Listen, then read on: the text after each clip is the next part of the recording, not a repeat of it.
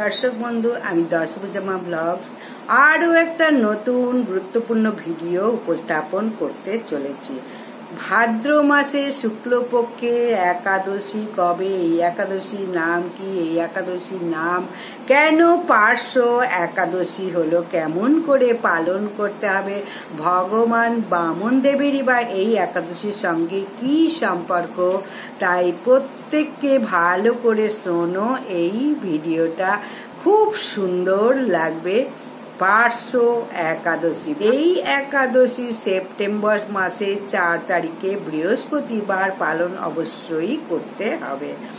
এই পার্শ্ববর্তিনী একাদশী নাম কেন হলো, প্রত্যেকেই জানো যে শ্রীকৃষ্ণ ভগবান শয়ন একাদশী দিন শয়নে গেছেন।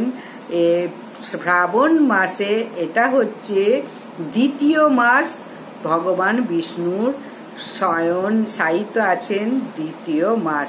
তিনি শয়ন করেন শেষ নাগের ওপর। এই 4টি মাস তিনি শয়ন করেন, যোগ নিদ্রায় তিনি থাকেন। আমরা প্রত্যেকেই এটা জানি। তার নিদ্রা কিন্তু সেই নিদ্রা বলবো না, আমরা জেগে থাকলে যা না দেখতে পাই, তিনি নিদ্রা অবস্থায় তার থেকেই বেশি দেখতে পাই। যাই হোক, এখন বলবো যে ভগবানের ক্ষেত্রেই এসব হয়, সাধারণ মানুষের ক্ষেত্রে এসব হয় না। এইসবগুলো তো প্রত্যেকেই জানা আছে। যাই হোক, এখন বলবো শয়ন একাদশীতে ভগবান শয়ন গ্রহণ করেছেন, সেই দিন থেকে নিদ্রা শুরু। এখন 4 মাস তিনি নিদ্রা যাবেন এবং আমরা ঘুমাবার সময় যখন এপাশ ওপাশ করি, ভগবান শ্রীকৃষ্ণ গোবিন্দ ঠিক পাশ ফিরে শুয়েছেন। তাই সেই পাশ ফেরাটাকে বলা হচ্ছে পার্শ্ব একাদশী। আমরা যেমন ঘুমের মধ্যে এপাশ ওপাশ করি, ভগবানও কিন্তু সেই একই কাজ করে, এপাশ ওপাশ ঘোরে। তাই সেই পাশ ঘুরেছেন এই শুক্লপক্ষীয় ভাদ্র মাসের শুক্লপক্ষের একাদশীর দিন। তাই প্রত্যেককে বলবো এই একাদশীর নাম এই কারণেই পার্শ্ব পরিবর্তিনী একাদশী। তিনি 4টে মাসের মধ্যে কিন্তু একবার পাশ ফেরেন। আমরা তো 24 ঘন্টায় যতক্ষণ শুয়ে থাকি ততক্ষণই পাশ ফিরি। তাহলে নাম শুনেই বোঝাই যাচ্ছে যে আধ্যাত্মিক আমাদের এমন ভাবে বুঝতে পারি যে ভগবান শ্রী বিষ্ণু এই একাদশীর দিনই বাম পাশ থেকে ডান পাশে ফিরেছিলেন। তার 2 মাস পর আবার কিন্তু উত্থান একাদশীর দিন ভগবান বিষ্ণুর ঘুম ভাঙে। তারপর থেকেই আবার জাগ্রত থাকেন, কিন্তু এই 4টে মাস শয়নে থাকেন। এই 4টে মাস বৈষ্ণবরা ভীষণভাবে নিষ্ঠার সঙ্গে চাতুর্মাস্য ব্রত পালন করে। ওটা সারা বছরের জন্য এইভাবেই অপেক্ষা করে থাকে চাতুর্মাসের জন্য। ভগবান যুধিষ্ঠির অনেক প্রশ্ন করেছিলেন শ্রীকৃষ্ণকে। যুধিষ্ঠির মহারাজের প্রশ্নে ভগবান শ্রীকৃষ্ণকে বললেন যে এই পার্শ্ব একাদশী মহাপুণ্যদায়িনী, সর্বপাপ বিনাশিনী এবং মুক্তি প্রদায়িনী এই একাদশী। তা প্রত্যেক একাদশী এক একটা একাদশীর এক একটা মাহাত্ম্য। তাই প্রত্যেকে শাস্ত্রের কথা শ্রবণ করো এবং এটাকে কোনো রকম মিথ্যে ঘটনা নয়, সমস্ত শাস্ত্রেই লেখা আছে। ভগবান নিজে একাদশী দেবীকে তৈরি করেছেন আমাদের কল্যাণের জন্য, আমাদের পাপ প্রদানের জন্য, পুণ্য প্রদানের জন্য, আমাদের মুক্তি প্রদানের জন্য ভগবান নিজেই এই একাদশী দেবীকে সৃষ্টি করেছিলেন। ভগবান মাধবের পরিকল্পনার ফল এই একাদশী দেবীর আবির্ভাব। সমগ্র মানব জাতির কল্যাণের জন্য এই একাদশী দেবীকে আবির্ভাব করেছেন। কয়েকজন মানুষ তো একাদশী ব্রত করে না, যারা সনাতন ধর্মী তারাও কিন্তু অনেকেই একাদশী ব্রত পালন করে না।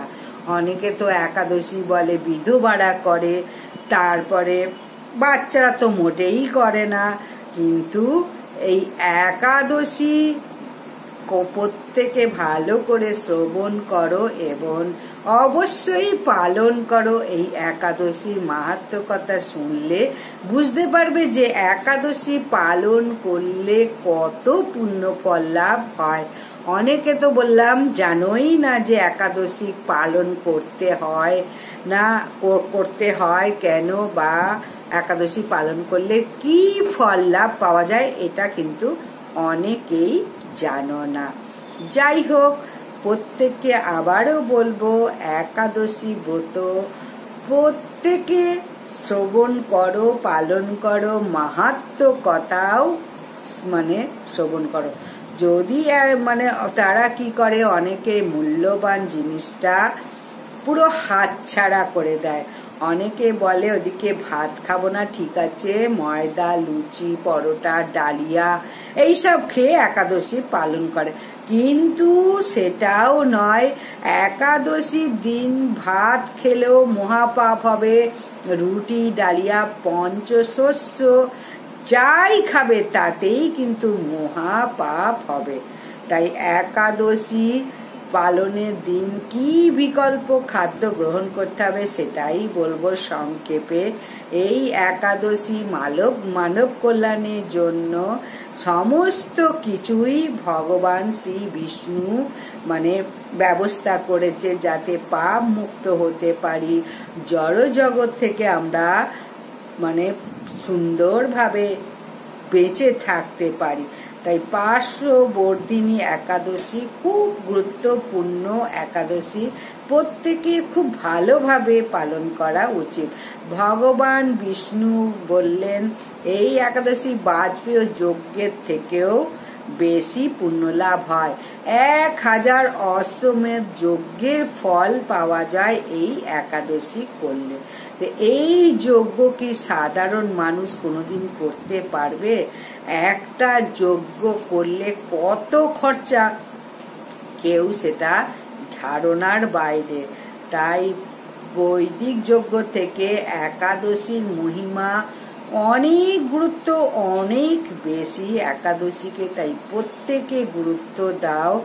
একটা অশ্বমেধ যজ্ঞ করতে একজন রাজাকে গোটা পৃথিবী জয় করার জন্য কত অর্থ, কত ব্রাহ্মণ, কত উপাচার লাগতো। সেই 1000 অশ্বমেধ যজ্ঞ করলে যে ফল লাভ হয়, একজন রাজা যে ফল লাভ করে, সেই একটা একাদশী করলে তার থেকেও বেশি ফল লাভ হয়। তো এই জিনিসগুলো জানলে অবশ্যই একাদশীগুলো করবে প্রত্যেকে। এই একাদশীর সঙ্গে বামন দেবের কি ঘনিষ্ঠ সম্পর্ক আছে সেটাও বলবো। এখন বলবো একাদশী ঠিক পরের দিন দ্বাদশী, বামন দ্বাদশী তাকে বলে। দ্বাদশীর দিন ভাদ্র মাসে শুক্লপক্ষের দ্বাদশীর দিন সত্য যুগে ভগবান বামন দেব আবির্ভূত হয়েছিলেন। সেই আবির্ভূত দিনকে একাদশী, তার অধিবাস দিবস বামন দেবের। আবির্ভাব তিথি হচ্ছে অধিবাস দিবস বামন দেবের। একাদশীর দিন এবং দ্বাদশীর দিন ভগবান বামন দেবের পূজা করবেন। তিনি লোকের পূজিত হবেন। যিনি এই দিন বামন দেবের পূজা করবেন লোকে পূজিত হবে, এতটাই মাহাত্ম্য। এবং এটাও বলা হয়েছে যে ভগবানের চরণে অবশ্যই পদ্ম ফুল নিবেদন করো। পদ্ম ফুল তো শরৎকাল এসে যাচ্ছে, প্রত্যেকেই পাবে, অতএব কোনো রকম অসুবিধা নেই। সুন্দর করে ফুটিয়ে তুলসী পাতা দিয়ে চন্দন মাখিয়ে ভগবানের চরণে অবশ্যই পদ্ম ফুল নিবেদন করো। প্রত্যেকটা একাদশীতে যদি পদ্ম ফুল নিবেদন করো, রাধা অষ্টমী আরো অনেক যেসব তিথি আছে, পদ্ম ফুল নিবেদন করলে প্রত্যেক ভগবানই ভীষণ পছন্দ করেন। পদ্ম ফুল বাসি শুকনো হয়ে গেলেও সেটাও কিন্তু ভগবান পছন্দ করেন। শুকনো পদ্ম ফুল দিলেও কিন্তু কোনো অপরাধ নেই। তোমরা জানো যে তুলসী পাতাও যদি সেই দিনকে তুলতে নিষেধ থাকে, তাহলে গাছের গোড়ায় যে তুলসী পাতা আছে সেটা দিয়েও নিবেদন করা যায়। ভগবান শ্রীকৃষ্ণ যখন যুধিষ্ঠির মহারাজকে এই কথা বললেন, বলে তারপরে বললেন যে ভগবান একটু থামলেন, সেই সময় যুধিষ্ঠির মহারাজ বললেন, সংশয় প্রকাশ করলেন যে আমি ঠিক বুঝতে পারলাম না এই একাদশীর মাহাত্ম্য সম্বন্ধে। আরো একটু ভালো করে স্পষ্ট করে ভগবান শিব কি বিষ্ণুকে বলতে বললেন। বামন দেবের সঙ্গে কি সম্পর্ক, আমরা কেনই বা বামন দেবের পূজা করব, এইগুলো সব বিস্তারে আমাকে বলুন, আমার সন্দেহ দয়া করে দূর করুন। যুধিষ্ঠির মহাশয়েরও অনেক সময় সন্দেহ আসছে যে এগুলো কি আবার হয় নাকি, এরকম সংশয় আসছে যুধিষ্ঠির মহারাজের।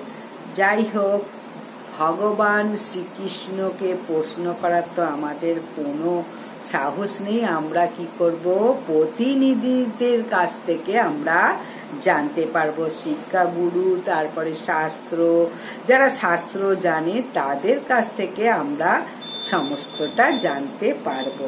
যাই হোক, এই বামন দেবের সঙ্গে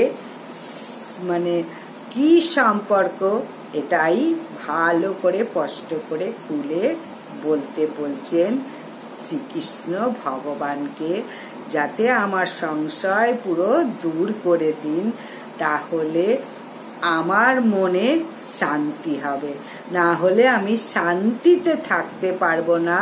তাই প্রত্যেকে এই প্রশ্নের উত্তর আমাকে স্পষ্ট করে খুলে বলুন। এইভাবে যখন বারবার বলছেন ভগবান শ্রী বিষ্ণুকে মহারাজ যুধিষ্ঠির, তখন ভগবান শ্রী বিষ্ণু আবার সুন্দর করে মুচকি হেসে স্পষ্ট করে বামন দেবের কাহিনীটা বলতে লাগলেন। ভগবান বললেন যে সত্য যুগে বলি মহারাজ আবির্ভূত হয়েছিলেন। এই বলি মহারাজ ছিলেন হিরণ্যকশিপুর পুত্র প্রহ্লাদ মহারাজ, প্রহ্লাদের পুত্র বিরোচন, বিরোচনের পুত্র হচ্ছে বলি মহারাজ। তাহলে বুঝতে পারছো, হিরণ্যকশিপু ভীষণ প্রহ্লাদ ভক্ত, প্রহ্লাদ পুত্র প্ররোচন, প্ররোচনের পুত্র বলি। তাই এইভাবে পরম্পরায় জন্মগ্রহণ করেন। তিনি খুবই ভগবানের সন্তুষ্ট হওয়ার জন্য বিভিন্ন যজ্ঞ করেন, তপস্যা করেন, ভগবানের ভক্ত, কিন্তু ভক্ত হলেও স্বর্গলোকের প্রতি বলি মহারাজের আকর্ষণ ছিল। আমি একদিন স্বর্গ রাজ্য অবশ্যই নেব, বা এই স্বর্গে আমি আক্রমণ করব। এইভাবে একদিন স্বর্গলোক আক্রমণ করলেন, এবং এই বলি মহারাজের ক্ষমতা দেখে ইন্দ্র তো ভয়ে ততস্থ। যখনই স্বর্গলোক আক্রমণ করলেন, সব দেবতা দৌড়ে গিয়ে শ্রীকৃষ্ণের কাছে এসে বলেন, আমাকে রক্ষা করুন, আমাদের রক্ষা করো, রক্ষা করো। কিছু মানুষ আবার এই দেবতা এবং ভগবানকে এক করে দেয়। যে দেবতারা থরথর করে কাঁপতে কাঁপতে অসুরদের ভয়ে ভগবানের চরণে পড়ে, সেই দেবতা আর ভগবানকে মানুষ এক করে দিচ্ছে। তাই অনেকেই ভুলভাল প্রচার করে, কিন্তু যাই হোক, সবাই এক না। যে কালী সেই কৃষ্ণ, যে ব্রহ্মা সেই শিব, এইরকম সবাই প্রচার করে, কিন্তু তা নয়, এখানে ভগবানের শক্তি অন্যান্য দেবতার শক্তি কিন্তু এক নয়। যাই কোনো শাস্ত্রে কিন্তু এসব প্রমাণ নেই যে যেই কালী সেই কৃষ্ণ। ইন্দ্র, চন্দ্র, বরুণ সবাই গিয়ে ভগবানের চরণে রক্ষা করো রক্ষা করো, ত্রাহি ত্রাহি ত্রাহি করে রক্ষা করো বলে ভগবানের কাছে গেলেন। ভগবান বলে কি হয়েছে? বলে বলি আক্রমণ করেছে, আমাদের ক্ষমতা নেই, বলিকে আমরা লড়াইয়ে হারাই, আপনি রক্ষা করুন। ভগবান বললেন যে দেবতারা অনুগত শরণাগত তার দাস। তখন আবার দেবতাদের ভগবানের দাস বললে গায়ে লেগে যায়। ইস্কন সবাইকে কৃষ্ণের দাস বলেছে। যাই হোক,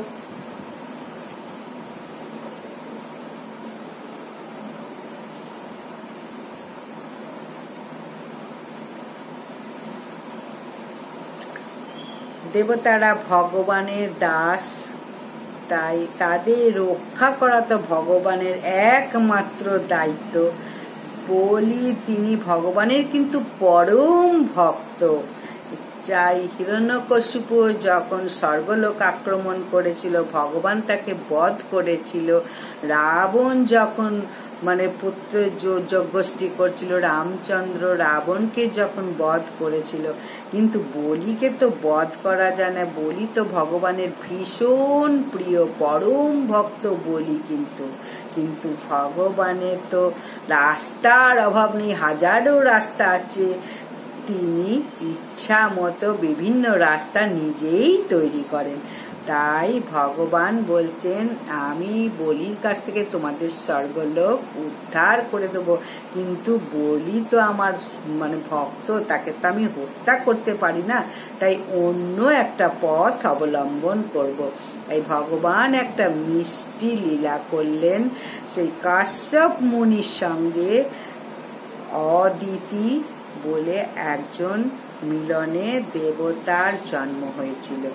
অদিতির পুত্র আদিত্য বা দেবতা কাশ্যপ মুনির আর এক পত্নী দিতি, দিতির সঙ্গে কাশ্যপ মিলনে দৈত্যের জন্ম হয়েছিল। এবং অদিতি থেকে আদিত্য, ইন্দ্র, ইন্দ্র আদিত্য অদিতির পুত্র। তাহলে ভগবান বলি মহারাজের কাছ থেকে স্বর্গলোক উদ্ধার করার জন্য সেই অদিতির পুত্র রূপে জন্মগ্রহণ করলেন। তার নাম হলেন উপেন্দ্র। জন্মের সঙ্গে সঙ্গে তাকে উপনয়নের সংস্কার দিলেন। কাশ্যপ মুনি তো জানেন, উপনয়ন সংস্কারের পর, দীক্ষা সংস্কারের পর একটা রীতি আছে, ভিক্ষা চাওয়া গুরুদেবের কাছে। উপেন্দ্র ছোট্ট বালক, ছোট্ট বামুনের মতো উপেন্দ্র বললেন যে আমি ভিক্ষা করতে যাব। ঠিক আছে, আপনি তো সাক্ষাৎ ভগবান, আপনি যা ইচ্ছা তাই করতে পারেন। উপেন্দ্র বেরিয়ে আসলেন ভিক্ষা চাইতে।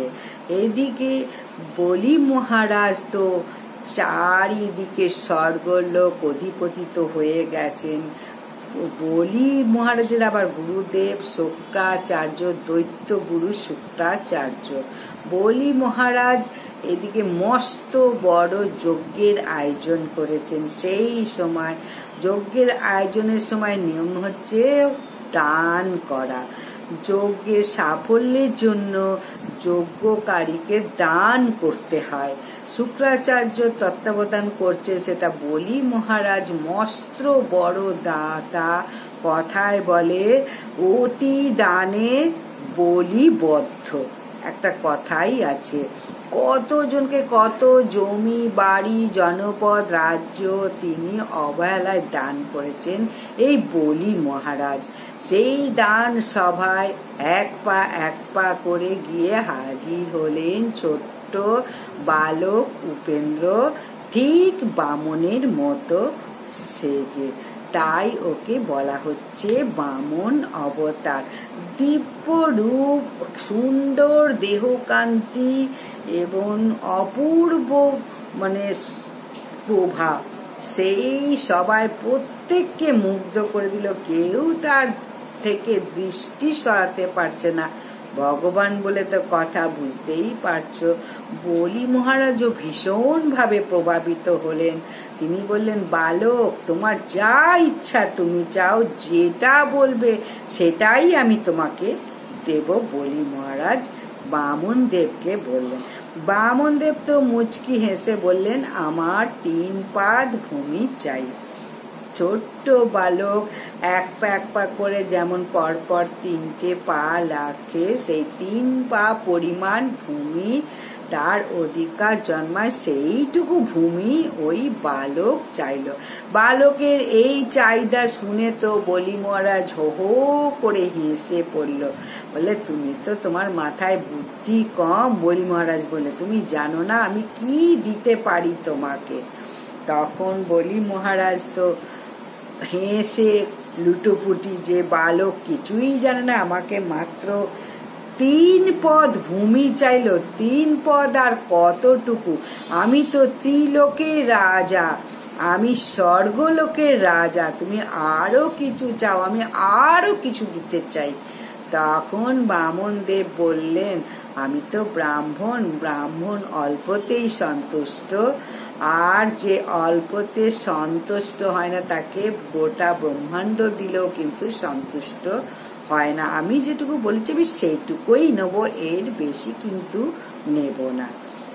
মানে বামন দেব বলছে। তখন শুক্রাচার্য কিন্তু বলি মহারাজের গুরুদেব সমস্তটা অন্তর থেকে জানতে পারলেন, মহারাজ আপনি কিন্তু মানে দেবেন না কিছু, ওই বালকটি বালক নয়, ও সাক্ষাৎ ভগবান, ও এসেছে আপনার সমস্ত কিছু হরণ করতে।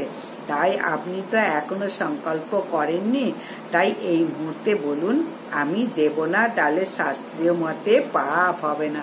আর সংকল্প করলে তো মানে দিতেই হবে, তার কারণ ভগবানের এক কথা। যাই হোক, বলু মহারাজ বললেন, না, আমি গুরুদেবের কথাও শুনবো না। আমার কি সৌভাগ্য, সাক্ষাৎ ভগবান ভিক্ষুকের বেশে এসেছে আমার কাছে সব কিছু হরণ করতে। এটাই তো আমার সারা জীবনের স্বপ্ন ছিল, আজকে আমার সেই স্বপ্ন পূরণ হয়েছে। ভগবান যদি সব কিছু নিয়ে নেয় তাহলেও আমি ধন্য হব না। শুনে কমণ্ডলু থেকে আচমন করলেন এবং প্রতিজ্ঞাবদ্ধ হলেন, তথাস্তু, আমি তোমাকে 3 পা জমি দেব। তখন বামনদেব আস্তে আস্তে তার চেহারা বাড়াতে লাগলেন, এত বিশাল হয়ে গেলেন, সকলের মাথার উপরে উঠে গেলেন। এক চরণ দিয়ে 7টি নিম্নলোক দখল করলেন, আরেকটি চরণ দিয়ে ঊর্ধ্বলোক দখল করলেন, আর পুরো ব্রহ্মাণ্ড 400 কোটি মাইল যার ব্যাস 2 পা দিয়ে মানে পুরো নেওয়া হয়ে গেল। এক একটা পায়ের মাপ 200 কোটি মাইল। ওপরের পা দিয়ে ঊর্ধ্বস্তর নিয়ে নিলেন, তারপরে মানে ব্রহ্মাণ্ডে পায়ে খোঁচা লেগে জল বেরিয়ে গেল। চরণে ছুঁয়ে সেই জলটা বেরোতে লাগলো, সেই জলটা হচ্ছে গঙ্গা। এ তো অনেক বড় গল্প। যাই হোক, 2 পা দিয়ে ব্রহ্মাণ্ড তো দখল করা হয়ে গেল, এবার 3 পা তো আমি ভূমি চেয়েছি, তাহলে আর একটা পা কোথায় রাখবো? বলি মহারাজ তখন বললেন, মাথা নিচু করে, ভগবান আপনি আমার মাথার ওপর পাটা রাখুন। ভগবান ঠিক তাই রাখলেন। এইভাবে বলি মহারাজকে জয় করে নিলেন। কিরকম অন্য ছলনায় বলি মহারাজকে বদ্ধ করলেন। যারা মানে অন্য দেবতারা সব ভয়ে কাঁপছিল, তাদের প্রদান করে দিল তাদের স্বর্গ রাজ্য। ভগবানে বামন দেব মানে এতই খুশি হলেন যে আমি তোমার দারোয়ান হয়ে আমি থাকবো।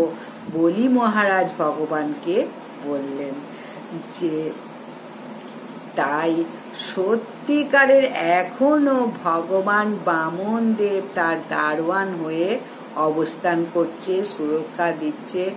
রাবণ একবার গিয়েছিলেন বলি মহারাজকে আক্রমণ করতে। রাবণ তো জানতো না যে দারোয়ান মানে হয়ে কে আছে। বলি মহারাজ এমন এক লাথি মেরেছে, তখন রাবণের তো মাথা ঘুরতে থাকলো। তাই এই একাদশী তিথিতে ভগবান বামন দেবের বিগ্রহ স্থাপিত হয়। এই একাদশী তিথিতে বামন দেবের ভীষণভাবে অর্চন করা উচিত। কেউ যদি চাও দ্বাদশীর দিনও অর্ধেক দিন উপবাস করো। তাহলে বামন দেব ভগবান শ্রীকৃষ্ণকে কিভাবে মানে বধ করলেন। তাহলে চাতুর্মাস্য ব্রত মধ্যে পার্শ্ববর্তিনী একাদশী আমরা পুরো চাতুর্মাস্য ব্রত করা হচ্ছে, এবং এটাই প্রত্যেকে চাতুর্মাস্য ব্রত অবশ্যই করো শেষ পর্যন্ত। যারা করে তারা যারা করে না তারা জীবন মৃত হয়ে বেঁচে আছে। তাই যেহেতু ভগবান এই দিনে পাশ ফিরছে, তাই এই একাদশী করলে ভগবান আরো উদার মনে সব কিছু দিয়ে দেবে। যে যা চাইবে অন্য দিন কিন্তু দেবে না। এই পার্শ্ববর্তিনী একাদশীর দিন অবশ্যই ব্রত করো, বামন দেবের ব্রত করো। বলি মহারাজেরও বিশাল ভালো কাহিনী। তাই কিভাবে বলি মহারাজ বদ্ধ হলো শ্রীকৃষ্ণকে সেটাও জেনে নিলে।